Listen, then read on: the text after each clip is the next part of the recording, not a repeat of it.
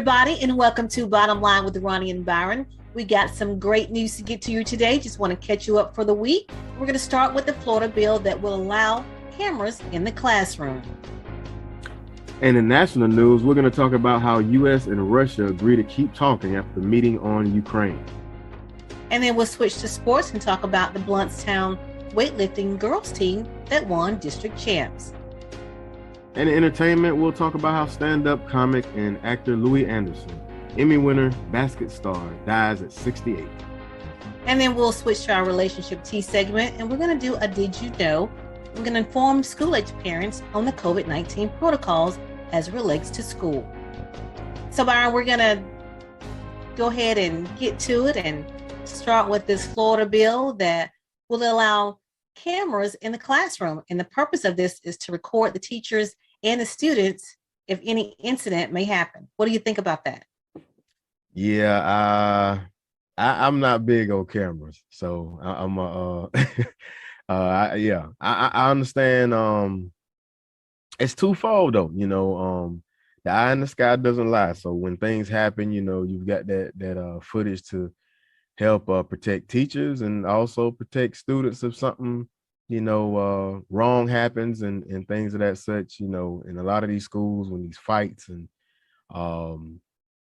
even in situations where you have bad actors do things, in so many instances it goes down to he said, she said. In a lot of instances, children that come from backgrounds that they're not the popular person, or things of that such, the benefit of the doubt doesn't always go their way. So I like that concept, but I'm torn between the two on that one, Ronnie, to be honest with you. As a teacher, as a person that I can understand if a teacher wouldn't want it.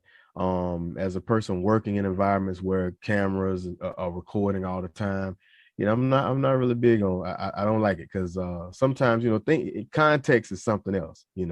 Right. So and teachers, a lot of teachers are very hands-on. They're very they try to do things in fun ways and things like that. And a lot of times things can get taken out of context as well. So I don't know. Well, it's House Bill 1055 that's being proposed. It's being sponsored by Representative Bob Romel. He's a Republican from Naples, and Representative Mike Beltran. He's actually from Lithia. So, like I said, they're trying to see if they can get this bill passed to basically help into situations. But there are a couple other things that attach to this, Byron. Not only will the teachers wear the microphones or the cameras, but the principal will be the one that's overseeing the recording. So it won't be live streamed or won't be used for teachers' evaluations, nothing public. Like that. Okay. Yeah. So it'll just be strictly for recording what's going on in the classroom in case something happens. Well, that's good. I know most schools they do have. If something happens, it says that the parents will have access to the recordings within 1 week. That's what the bill is proposing. Okay. Well, that sounds good. Now, and at the same time, I know schools have, recordings, say hallways and school buses, but this is specifically the classroom. In the classroom, correct? Yeah. So we'll have to watch and see if that bill goes through. But right now, it's in the proposed stage, and like I said, if anything happens, they can use it to get to the bottom of things. And then they say they'll keep the recording on file for like 3 months or until the investigation is finished, and then they'll destroy it. So we'll see.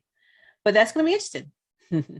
So then I want to go ahead and move on to another bill. Now, this bill, Byron, actually passed in the House. Now, this will strip the school board members of their salaries. So this bill is being proposed by State Representative Sam Garrison, who's from Fleming Island. Yeah. Can you say that? Can you say that again one more time? He's proposing. This bill is being, matter of fact, it has been approved in the House and Education Committee. It was approved on Thursday. So of course, it has to move through the channels, but it will strip school board members of their salaries. And right now, salaries range from $27,000 to $47,000, depends on what county you're in. So that's going to be pretty interesting. What do you think about that? So, one quick question, and then this representative that proposed the bill, is that he's a Republican or Democrat? He is Do a you know? Republican. Okay, so two things. I understand his intent, and I've had a lot of conversations about this. Even with my father, we talk about how he would tell me, back in the day when he came up, politicians didn't matter, U.S. senators, U.S. congressmen, they didn't make a lot of money. They didn't have a lot of way, and it was based on, on an integrity thing, doing things, public servant work because you wanted to. It wasn't for the money. And then somewhere along the lines, elitist, elite class, people that normally would go and be doctors and lawyers all of a sudden want to be, politicians, and then the pay and all of the kickbacks, et cetera, et cetera. So I get the intent is to kind of bring it back to a true, public service, integrity type of thing. But nobody's gonna work for free. That's We've all been in those interviews, and we've all had to answer those questions, why we wanted the job, and we told those fibs that it wasn't about the money. We're not gonna do anything for free. Let's be honest. And nobody expects politicians to make ungodly amounts, of money, but still, people need to get paid. So I'm not too keen on it. But the point is, the Florida House and the Florida Senate is dominated by the Republican Party. So if if it's proposed by a Republican and it goes through, it has a very good chance of going all the way through. So I'd keep eyes on that one for yeah. those school board representatives out there across the state. And he may be coming from a place from these bigger districts where they school board members, maybe their salary may take so much chunk out of the district funding that he's proposing that bill. But yeah, it's that's gonna be quite the thing to see how it turns out. Well, it says that of course the I'm going to correct myself. The bill has been approved by the House Education and Employment Committee. So that's a committee within the House. So that was approved on Thursday, 13 to 7. And then, of course, it has to continue on to the rest of the committees in the House. So, but again, there is something attached to this, Byron. It's saying that the extra money would be used to increase oversight of what books end up on the shelves in school. So that's a part of it. Yeah, that's what they want to use extra money for.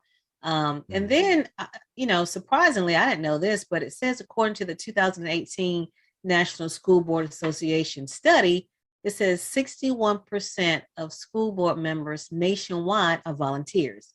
I didn't know that. Yeah, I didn't know that either. I thought all of them were paid. But like you said, Byron, I don't think you'll get, a lot of people volunteering to be school board members if they take the salary away. I just can't see that. But also it says that the bill would require school districts to hire media specialists who would have to sign off on any book or a piece of material in a school library or classroom booklet. So there are some other pieces to this, Byron. It's more control. It seems like what materials are coming into the classroom. Yeah, well, what they're doing is they're trying to double down on the critical race theory. Right. Kind of I'm losing the choice of words, but just hoopla that has been going on for the past couple of years. But to go back on your point about the being paid, Florida is a bit different. I didn't know that, as far as national data, I didn't know that, but Florida's a bit different because the way Florida's structured, school boards in our counties throughout Florida pretty much have the power. In other states and other areas, it's kind of different. Superintendents have more, kind of power as to what happens in those school districts. School boards in Florida, they have more power. It kind of trickles down from school board. Superintendent is a advisory position to the school board. Kind of in the same facet as the county administrator to the board of county commissioners. And then, in school and in superintendent controls, principals, hire, fire principals, teachers, etc. But in Florida, it's a little different. So hence why you will understand why they would be paid, because their, duties and responsibilities would be a little more, extensive than other states may be. Now, when it comes to the bills of trying to control what books come in, I think that's along the lines that where they're going, and that kind of goes back to my struggles and fights to push for that, American History 2.0 initiative, because we're not, in that curriculum, this is not based on dialogue or dialect and talking about history in that fashion. What I'm proposing is facts, the history that never was integrated in the school systems, and the history that so many of us don't find out until we're in our mid-30s, or we're somewhere in a postgraduate situation, if someone was blessed to be able to get to that point. Our children, no matter black or white, they should know who's fighting death kicked off the American Revolution. Because it was a black person, that's great, but every American should know it.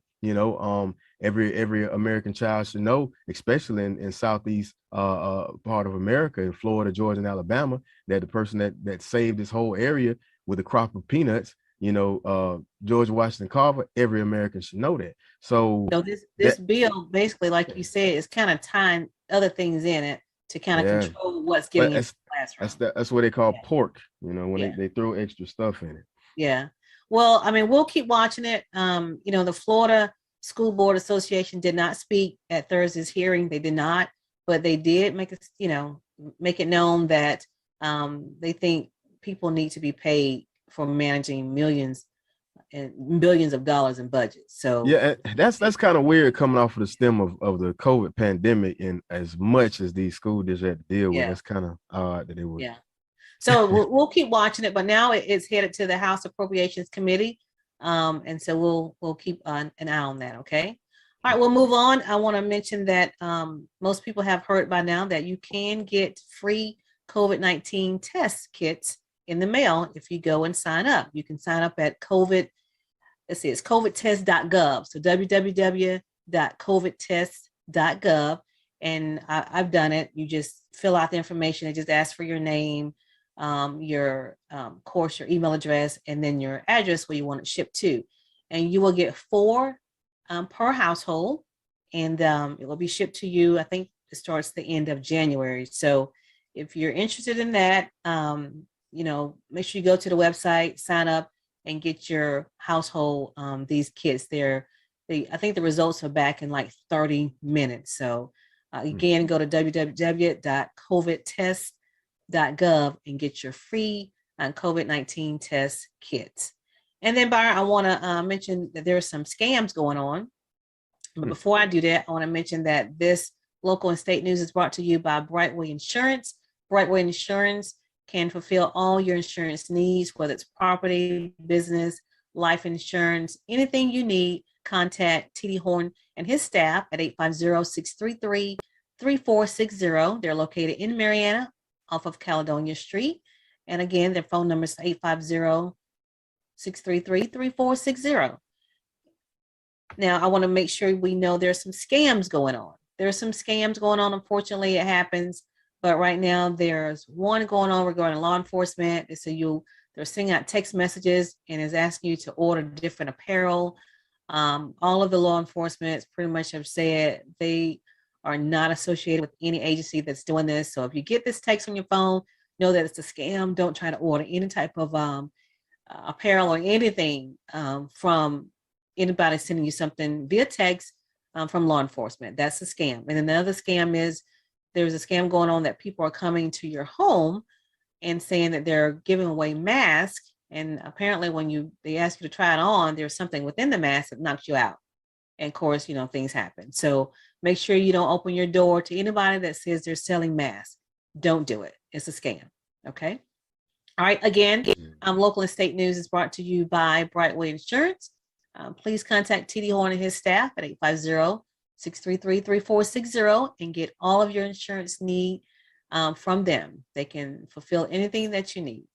Byron, I think that's all I have for local and state news. What do you have for national? Okay, so for national news, before I jump right into it, I want to talk about People's Funeral Home. Because we care, we are here when you need us. Long Granbury Funeral Services Incorporated, doing business as People's Funeral Home, Mariana and Battle Mortuary, Panama City, offers services that is within the reach of all. Their services are designed to commemorate the life being remembered at a price suitable for all. So please give Cephas and Gwen a call at 850-482-2233. That's 850-482-2233, or simply stop by for more information. That's People's Funeral Home.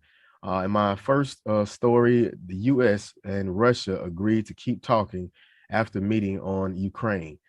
So things are starting to heat up. This typically happens every time we get a new president in.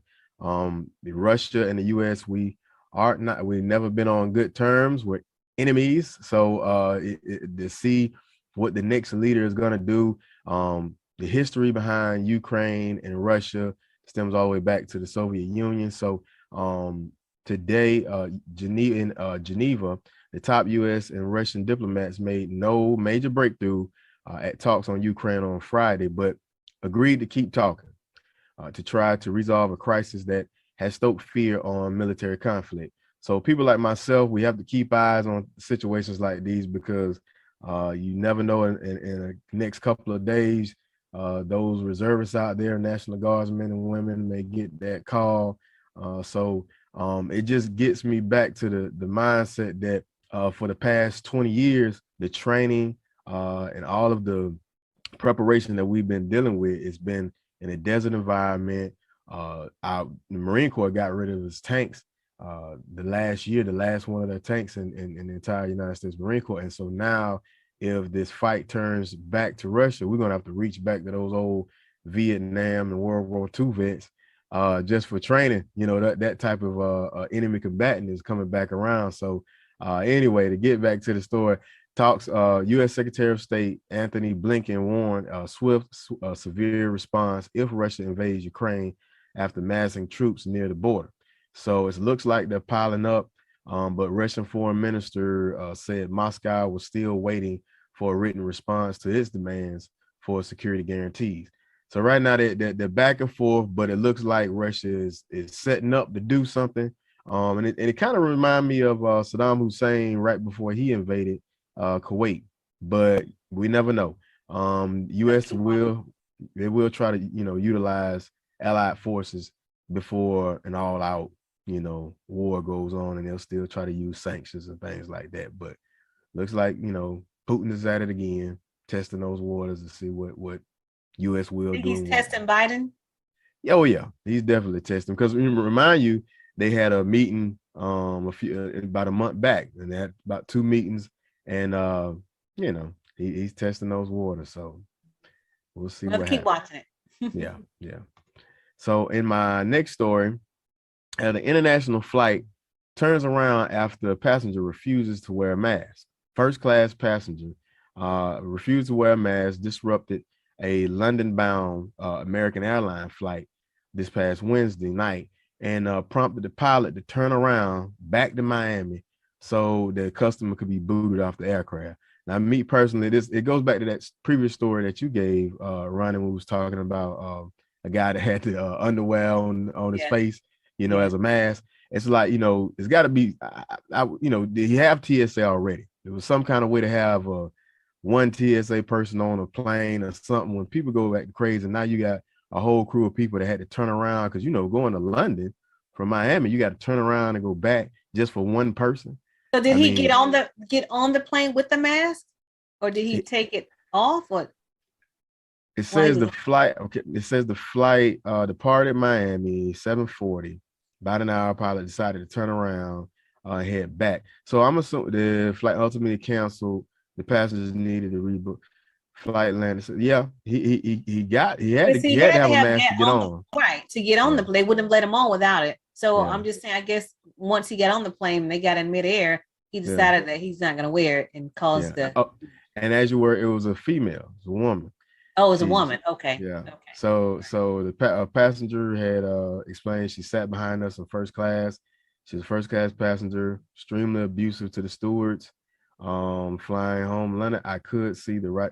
They said I could see the writing on the wall. They gave her a lot of warnings, so we were kind of ready for it. And boom, she complained about each mask they tried to provide her, and she just went at right. Just didn't want to So wear it. Yeah. yeah, Okay. yeah. So makes no sense at all. But she Yeah. had to got on them.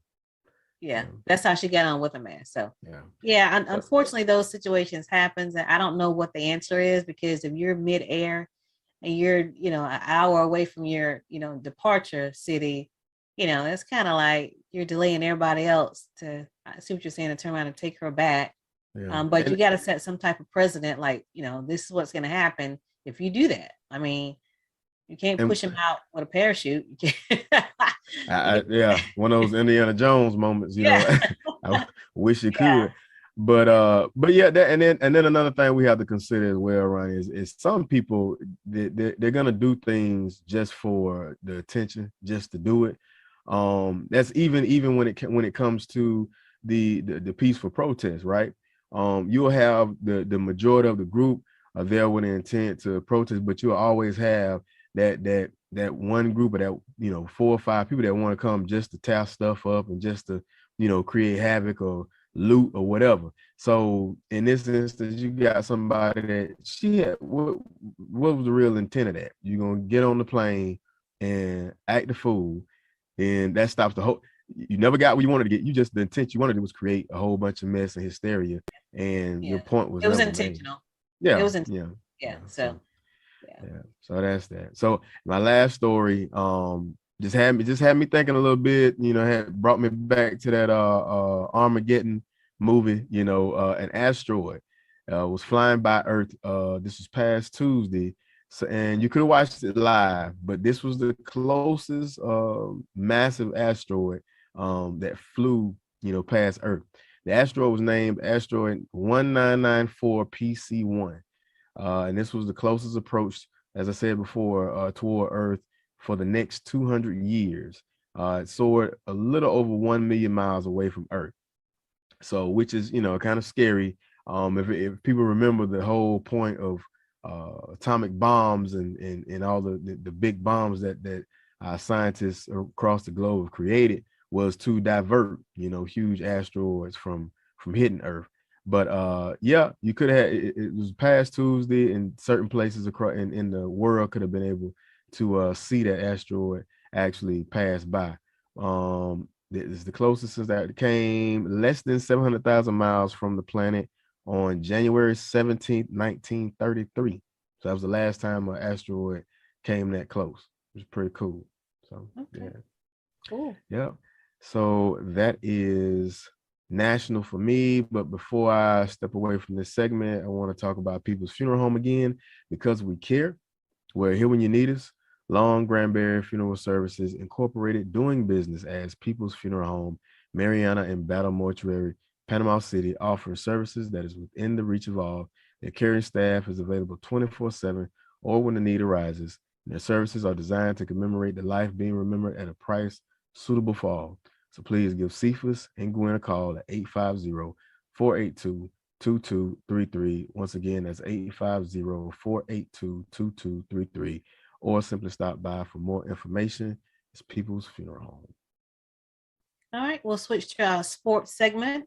We want to congratulate the Blountstown Girls weightlifting team. They won district this past Wednesday. They scored 53. Wewa scored 43, and then Mariana scored 39. So congratulations to the Blountstown women's weightlifting team. Congratulations. Mm-hmm. Then I want to switch to, we have some upcoming games that people are really interested in. The first one is a high school basketball game, which is Tuesday. And I know you'll be probably attending this one. It's Mariana Malone. Mariana Malone plays on Tuesday. The JV plays at 5:30 and the varsity plays at 7:30. And that game is in Mariana. So I know that's a big rivalry game. And I'm sure the gymnasium will be packed. Will you be Yeah, going? I'm gonna try to make it. Last time I got there, an hour ahead, and it was too much, too big, no seats left. So I'm gonna try to get there 2 hours. As soon as the kids get out of school, we'll just sit there and wait till people show up. So yeah, I'll be there. I'm torn because I got both friends coaching, and yeah, so Okay. but good, long as it's a good game, Could be a I'm good game. good. Yeah. Yeah, People really want to see that game on the Christmas holiday. There was a chance, yeah, but that didn't happen. So, of course, the first time that they met in Malone, and Malone did win that matchup. Again, Marion and Malone will play on Tuesday. JV starts at 5:30. Varsity starts at 7:30 in Malone. And then Chipola basketball, they are inviting people out to come out tonight, actually, Saturday night. One of their former coaches is going to be there named Greg Hare. He used to coach the Indians. Now I think he coaches the Northwest Florida State College team. So the ladies will play at 5:30 and the men will play at 7:30. That's Chipola Indians tonight at 5:30, the ladies, and 7:30, the men. They will be playing Northwest Florida State College, coached by their former Chipola College coach, Greg Hare. So make sure you've got a chance to check that out tonight. And then I want to switch to some NFL. I don't know if you've seen this, Byron, but Champ Kelly, who is a Graceville High School graduate, he's being considered for the GM for the Chicago Bears. He's one of the well, candidates. He's interviewed, he's interviewed there, and he's interviewed with the Raiders as well. So hometown guy. He's been with the Bears already in various positions. Assistant director of player personnel and just various positions. So, but he is from Graceville, graduated from Graceville High School, and he is being considered for the GM position for the Chicago Bears. So we wish him all the best. He does those camps here too. He did some in Graceville, and I think the last few he did was in Panama City. yeah. But he Yeah, that's a big move. yeah GM is the next step for them to the owner. That's a big yeah step. That's a lot of power, a lot of pull. yeah. So right, So native of from Camilton. So yeah, that's that's who that's who hires and controls the coach. yeah, So yeah, yeah, exactly. yeah. Manager. So that'll be awesome to see one of our own there to to see him. So and then I want to just kind of just remind everybody to come out to those games, to support our high school as well as our junior college games. So just want to remind everybody to do that. And then I want to give you a rundown, Byron, real quick, of the NFL postseason schedule. That's this week. We have some divisional playoffs teams that will be playing this week on Saturday. Cincinnati is at Tennessee. That game is at 3:30 p.m. on CBS. And then we'll have the NFC divisional playoff. That's San Francisco at Green Bay. That's at 7:15 p.m. on Fox on Saturday. And then on Sunday, the NFC divisional playoff will start with LA at Tampa. And that game is at 2 p.m. on NBC. And then at 5:30, you will have the AFC divisional playoffs with Buffalo at Kansas City. And that's at 5:30. So we got 4 games this weekend, 2 on Saturday and 2 on Sunday. And this all leads to the Super Bowl. The Super 50. Bowl. Yeah, Super Bowl 50. So that's all I have for sports. We have for entertainment. So for entertainment, I got some sad news. Stand-up comic and actor Louis Anderson, Emmy-winning basket star, dies at 68. Now, Louis Anderson, I know Louis from a bunch of different periods of my lifetime, but the first time I remember seeing him was in Coming to America. He was the guy when Eddie Murphy was working in McDowell's, and he was telling him about, next I'm going to the fries. That's the big stuff. Oh, Yeah, him. yeah. Okay. And he's had cartoons. He's done a lot of big movies and plays. But he passed away due to complications of cancer. So he lived and often performed in Vegas. You know how most greats do. Was hospitalized earlier this month. with diffuse large B-cell lymphoma, an aggressive form of the disease and the most common kind of non-Hodgkin's lymphoma. Um, he has that distinct look. I liked him too because he's got that gap tooth grin smile. So me and him are kindred spirits there, Yeah. and yeah, he's got a few Emmys and he's got a long, illustrious career. Just sad to see him go so early. And also he's got a little family history as well. His mother was raised in Minnesota, and she was actually a Mayflower descendant. So that was pretty cool that he kind of put out to let people know. But yeah, died at 68. And another big blow to the comedic community. So Yeah. rest in peace to Louis Anderson. Okay. And my next story got something a little crazy. Man found dead and 100 plus snakes found in rural Maryland in his home. So man's body found as his next door neighbor realized he didn't talk to him for most of the day. And he actually called authorities to try to see, what was going on. There was but once authorities arrived, they found there was no signs of foul play. An investigation into how he died is still underway, but inside the house, they found more than 100 venomous and non-venomous snakes on different varieties discovered in tanks situated on racks. This was reported to the office of the chief medical examiner in Baltimore for an autopsy. Among the species of snakes kept in the home were cobras, black mambas, pythons, and rattlesnakes.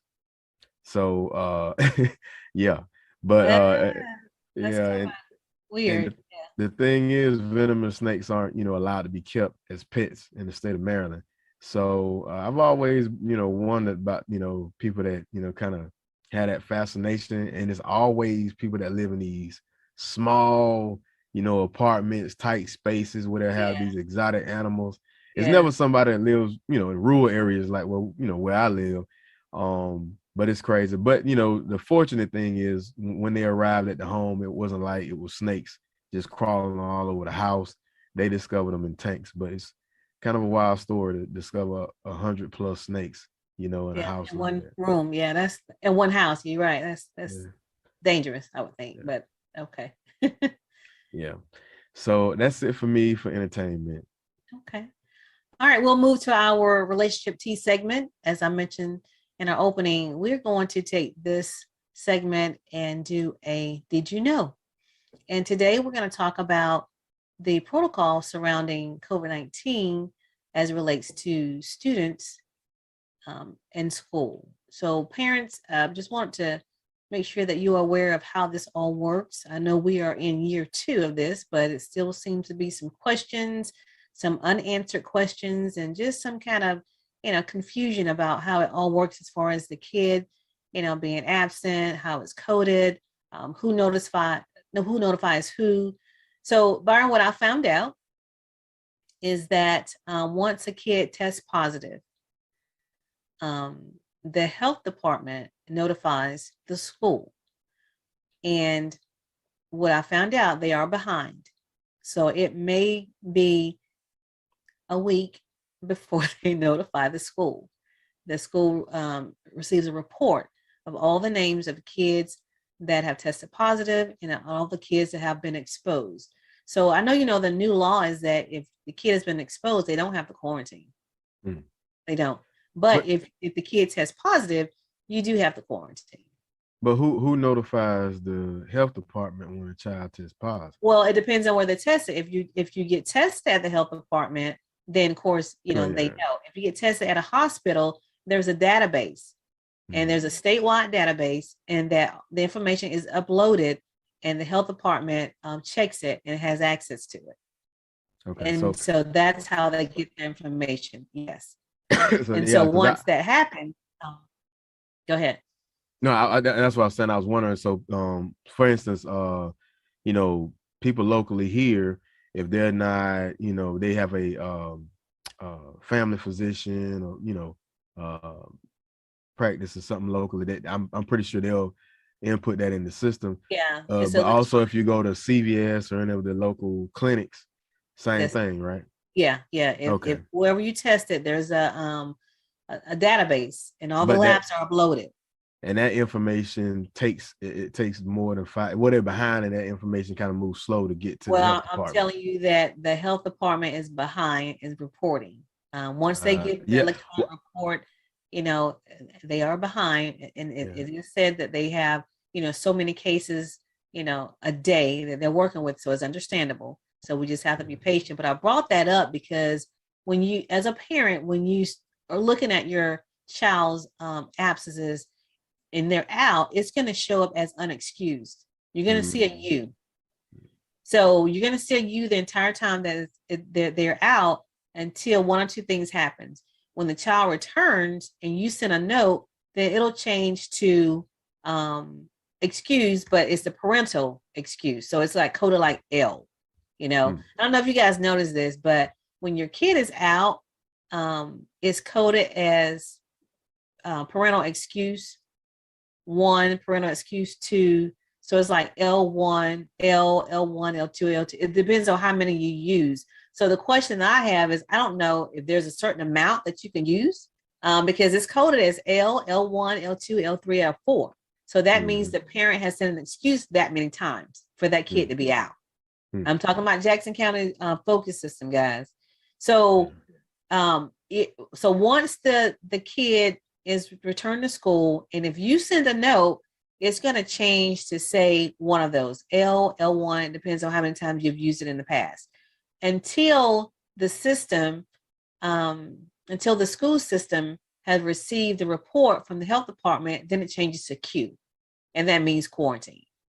So that means you don't use any of your parental excuses. So you didn't know that, did you?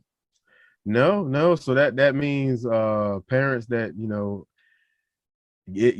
gets caught up in everyday nuances of life and moving, and don't happen to Pay keep up attention. with the fact that your child is back in school and you didn't get to that information to the school, then that'll just sit as a normal Yeah. you or whatever, and it may come to bite them in the foot, just in Right. case you might want to take some vacation time or something. I don't know. And now you get a report card and you're wondering Is why is that that on excused there. absence? Yeah, Yeah. yeah.